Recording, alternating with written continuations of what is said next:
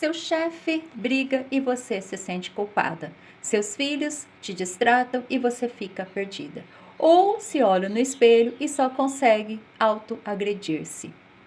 Hoje, eu vou te mostrar que essas situações não são aleatórias, mas sim um ciclo repetitivo que tem uma raiz lá na sua infância, na sua vida intrauterina. Vamos entender qual dos seus 7 corpos está gritando agora, pedindo socorro? Oiê! Seja muito bem-vindo ao Pulso Presente, esse cantinho onde a gente escolhe e entrega o nosso melhor amor para as coisas e pessoas mais importantes da nossa vida, né? Às vezes pessoas não tão importantes, às vezes coisas não tão importantes, mas a gente entrega e depois fica bravo por conta disso, né? Tudo bem com você? Silvia Maria aqui, estou com o meu café. Espero que você também esteja aí com o seu café. Para você que está ouvindo já agora pela manhã, minha molecada acabou de sair para ir para a escola e eu aproveito que daí eles já saíram, né? Agora as aulas voltaram. Tem um episódio aqui anterior a esse, alguns anteriores a esse, onde eles estão em casa de férias e cantando, e eu peguei um trechinho. Depois eu mostrei para eles que eu gravei, pedi autorização, tá aí. Depois você visita, dá uma olhada aí nos outros episódios. Você vai conhecer um pouquinho da minha molecada cantando nas férias. Bom, estou buscando de novo, né, trazer um pouco de leveza, porque o assunto não é leve. Às vezes a gente vê as circunstâncias da vida acontecendo aqui e agora, e estas situações aleatórias, que nós achamos que são aleatórias, mas são padrões repetitivos de distrato ou de dificuldade de negociações, e no fundo elas vêm de um padrão extremamente mais profundo. Lógico, a gente não pode sair culpando absolutamente tudo e todos de circunstâncias desafiadoras na vida. A gente sabe que nós estamos na vida e o interessante é resolver desafios, desde que a gente nasce, segurar a mamadeira com a própria mãozinha, pegar o garfinho quando já está aprendendo a comer a papinha, falar papai, falar mamãe, é um processo. Então, todos os desafios ao longo da nossa vida intrauterina, e eu comecei falando já da vida depois de nascido, são desafios. Mas é muito importante a gente entender que a forma como a gente recebe esses desafios e a intensidade desses desafios estão sim correlacionados à forma como foram os primeiros desafios, em especial na vida intrauterina. E é um paradoxo, né? Como se a gente não tivesse o paradoxo do tempo, e talvez ele tenha aí um processo aproximado junto com o tempo, porque nós temos a questão do tempo e do ritmo, o tempo do relógio, que é controlado pela mente, e o tempo da vida, o ritmo da vida, que é o nosso ritmo interno. Só que esse paradoxo, que é o que a gente busca todo dia conversar aqui no Pulso Presente, muitas vezes ele anda junto com outro paradoxo, que é justamente esse, onde o desafio chega e como a gente olha esse desafio, também é desafiante. Nossa Senhora, trabalhando com as palavras aqui. Mas vamos lá. E olha o paradoxo. Tudo que a gente passa agora e que a gente sabe, que a gente lembra, porque a gente está vivendo agora, no fundo, tem uma intensidade. Eu vou falar devagar porque isso é importante, tá? Tem uma intensidade ligada ao que a gente não lembra e que nos impactou e a gente lidou de uma forma maior ou menor quando a gente estava na barriga da nossa mãe. Vamos lá. A mãe levou um susto e você estava lá na barriga da mãe. Ela nem contou essa história para você. Mas esse susto que ela levou liberou um monte de hormônios. Esses hormônios chegaram, essa sensação corpórea chegou, possivelmente fez uma contração ali na parede intrauterina, isso te apertou, né, alguma coisa ali disparou, hormônios chegaram para você, mudou o pH, mudou, né, o ambiente ao teu entorno na barriga da mãe, diante daquela situação, e aí você leu aquilo, e alguns se contraíram também, e resolveram ficar quietinho, e falar assim, não, deixa eu brincar de não tô aqui, deixa eu brincar de não tô aqui, que é seguro e até depois passa. Outros, não, outros resolveram se mexer, incomodados, o bebê, né, começa a se mexer incomodado, e nesse processo, a vida toda. Então, dentre nós, quem recebeu as coisas e ficou a vida toda, ficou lá, né, lá na vida intrauterina, se contraiu, talvez hoje se estagna, se paralisa, quando um filho desobedece, quando um chefe distrata, a gente se sente a meleca do cavalo do bandido, a gente não consegue argumentar, ainda mais se a gente tiver razão, né? Se a gente não tem razão, não tem mesmo que argumentar, né? Agora, quando é uma situação que talvez a pessoa não tem todas as informações, ela teria que te ouvir para que entender o teu lado da história, entender o porquê que aquela situação aconteceu, muitas vezes a gente não fala. E aí, quando a gente não fala, depois a gente fica 3 dias remoendo, né? Porque podia ter falado isso, porque podia ter falado aquilo. Ai, já tinha falado. Aí você não falou. Mas você não conseguiu verbalizar e falar, porque essa estagnação você viveu quando você não lembra que você viveu.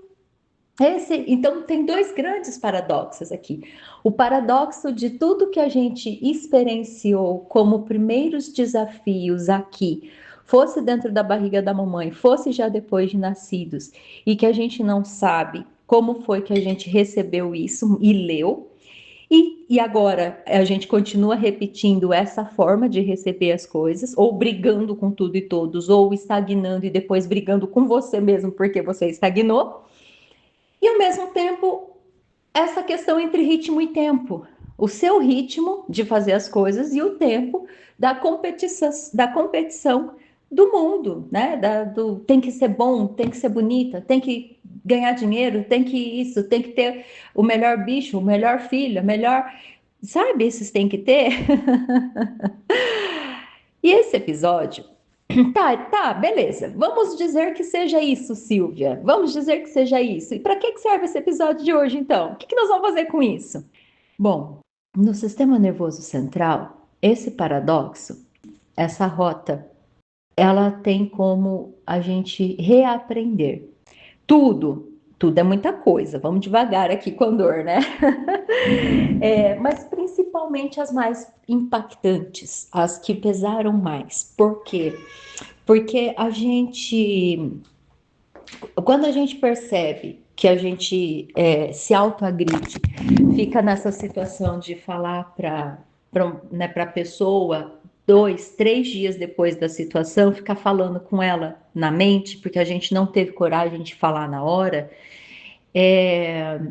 você pode treinar, você pode estabelecer, não, peraí, a gente não vai conversar agora, depois a gente conversa. Aí você faz o seu discurso interno, coloca o que você quer conversar, nisso boa parte da raiva passa. Lógico, é toda hora que dá para fazer isso? Não, às vezes não dá, mas sempre que der, você vai experimentar fazer para ajustar, para te auto-explicar e ensinar que pode ser diferente, que você pode fazer uma nova rota, porque já que a gente está aprendendo o tempo todo, o que a gente aprendeu primeiro lá e a gente não lembra, mas é o que está trazendo, né, consequências agora, talvez é o que precisa ser regulado.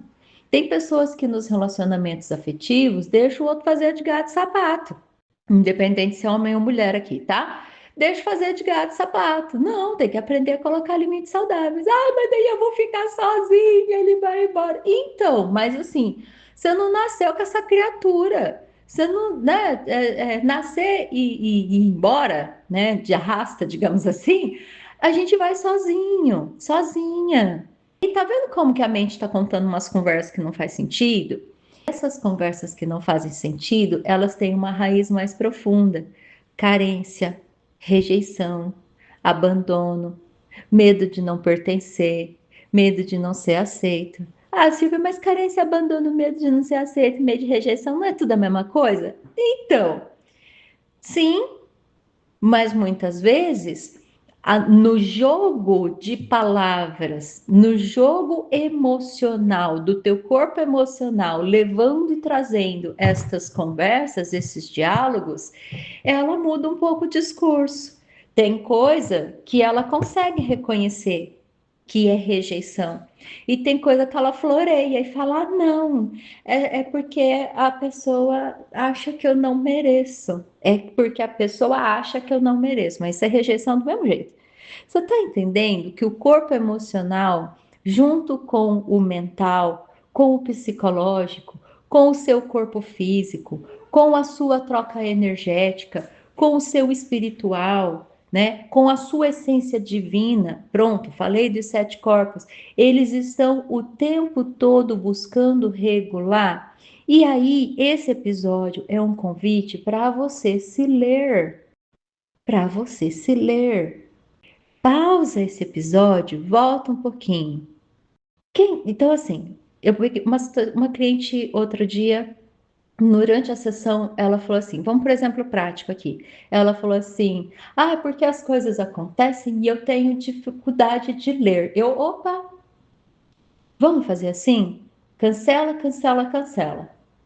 Aí ela olhou para mim: cancelo, cancelo, cancelo. Aí eu falei assim: agora fala assim, eu sempre consigo ler as coisas que estão acontecendo à minha volta.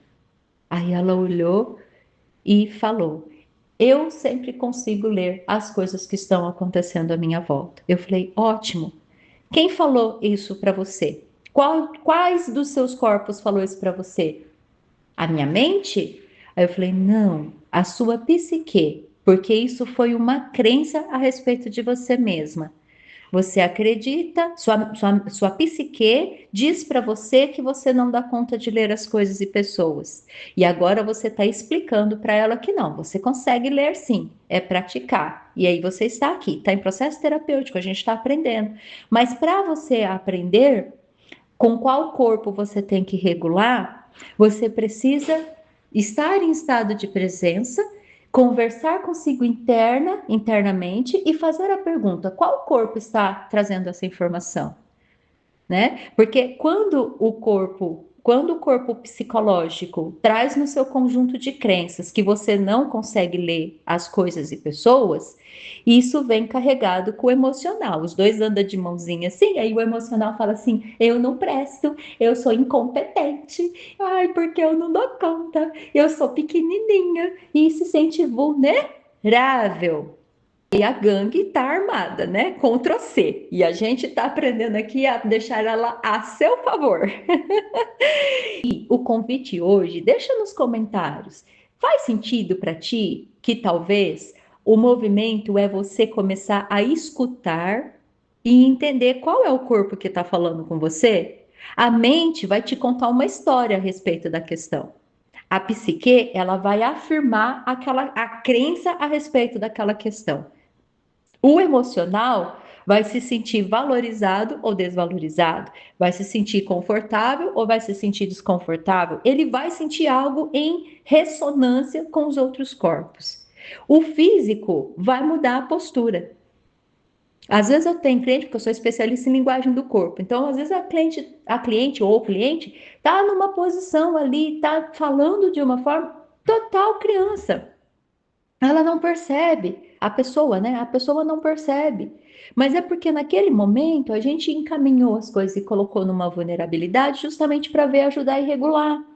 E aí tem que ter acolhimento nesse momento, tem que ser alguém que a gente confia para poder fazer um movimento, ir lá, aprender a ler, aprender, né, a se escutar. Então, hoje é muito um processo de você entender esse balacobaco. 15 minutos é desrespeitoso para a gente tentar trabalhar né? E na programação neurolinguística a gente não usa a palavra tentar, né? Porque quem tenta é o capiroto. Então a gente não usa essa palavra, porque a mente não aceita essa palavra como ação, como um verbo de ação positiva, tá? Já fica a dica aí. Se você, eu vou tentar fazer, você usa esse termo aí, risca, tira do seu calendário, que esse treino não dá certo, não. Ai, meu galo tá quieto hoje. É que ainda tá frio aqui no Paraná. Então, o que que acontece? Vamos fazer isso. Vamos começar a se ouvir. Se você tem alguma situação que não vai te expor, assim, né, tua intimidade, aqui nos comentários no YouTube, e você quiser trazer alguma situação, você pode até falar, ó, uma amiga minha passou por um negócio assim, assim, assim, e aí ela agiu assim, assim, assado. Foi o corpo tal dela que fez esse movimento? Traz para a gente sentar, conversar e trabalhar um pouco, exercitar um pouco essa capacidade de ouvir e discernir quais são os nossos corpos, porque sempre tem mais de um participando dessa conversa, tá bom? É isso, meus amores. Eu tô com a gata aqui que não sabe se entra, se sai. A Adélia é uma senhora. E essa senhorinha, ela me vê aqui conversando com vocês, eu tô desconfiada que ela tem ciúme, porque ela quer entrar, ela quer ração, mas ela já comeu, né? Aí ela quer, enfim, ela tá ali. Eu vou ver o que que ela faz. Aí eu desligo o episódio, ela fica quieta. Eu fico doida, doida, doida, porque assim, quando não é o galo, é o gato. Ai, amores, assim, ó, que vocês tenham um dia maravilhoso. Vamos exercitar essa capacidade de escutar os nossos corpos, para principalmente a psique, para a gente começar a mudar os nossos conjuntos de crença. Silvia, eu nem sei que raio que é esse negócio de conjunto de crença. Olha aí, ó, uma ótima oportunidade. Lá no Telegram, eu falo, eu compartilho e eu estou mais próxima das pessoas que estão lá. E se sinta convidada, convidado a fazer parte, tem no link aqui da descrição. Posso também, se houver muitos comentários nesse episódio, entrega para nós o PDF, conjunto de crença, ou só coloca conjunto de crença, hashtag, né, conjunto de crença.